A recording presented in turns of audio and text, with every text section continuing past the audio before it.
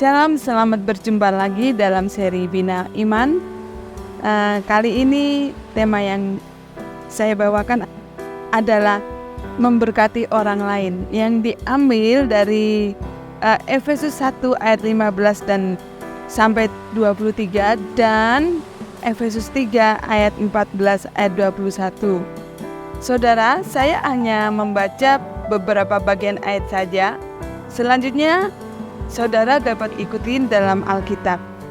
Pertama saya akan membacakan di ayat 15 dan 16. Demikian bunyi firman Tuhan.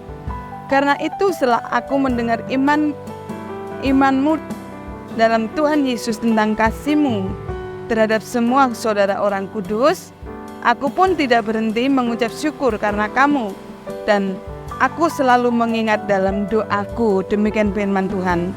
Saudara yang dikasihi Tuhan, apa yang dapat kita pelajari dari bacaan hari ini yang merupakan surat Paulus kepada jemaat di Efesus, di mana ketika dia mendengar pertumbuhan iman, pertumbuhan kasih terhadap semua orang kudus, maka Rasul Paulus sangat bersukacita.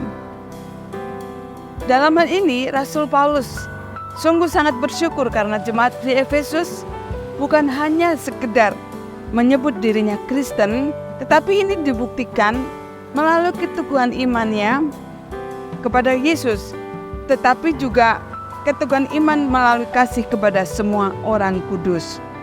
Jemaat Efesus ini sungguh-sungguh bertumbuh imannya, tidak saja di bibir, tetapi iman mereka dinyatakan lewat keteguhan hati mereka kepada Tuhan.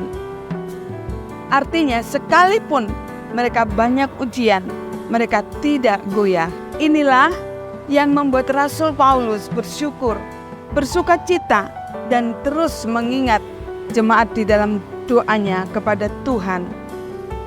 Saudaraku yang dikasihi Tuhan, kadangkala kita berkata, saya orang percaya, saya orang Kristen, tetapi hanya sebatas itu aja. Tetapi jika ujian datang, godaan datang, kita goyah dan tidak tahan uji. Kita ragu akan kuasa Tuhan, kita ragu akan penyertaan Tuhan, dan mulai berpikir dengan logika sendiri. Apakah kita terus berpegang teguh kepada Tuhan saat sakit penyakit mulai menghampiri kita, saat usaha kita mulai gagal, saat rencana-rencana kita pun banyak yang gagal? Adakah kita tetap teguh di dalam iman? Ataukah kita kecewa terhadap Tuhan lalu meninggalkan Tuhan? Tetapi puji nama Tuhan, jemaat di Efesus imannya bertumbuh. Sehingga untuk hal inilah Rasul Paulus terus mendoakan mereka, tidak saja bagi pertumbuhan imannya, tetapi juga meminta kepada Bapa roh hikmat dan wahyu untuk mengenal Dia dengan benar, dengan pengenalan Allah dengan benar, sehingga mengalami kuasa kehebatan Allah. Dengan demikian, seperti yang tertulis dalam Efesus 3 ayat 14-21, Paulus berdoa bagi jemaat Efesus supaya makin diteguhkan imannya. Karena untuk yang pertama, kehadiran Kristus supaya semakin dirasakan.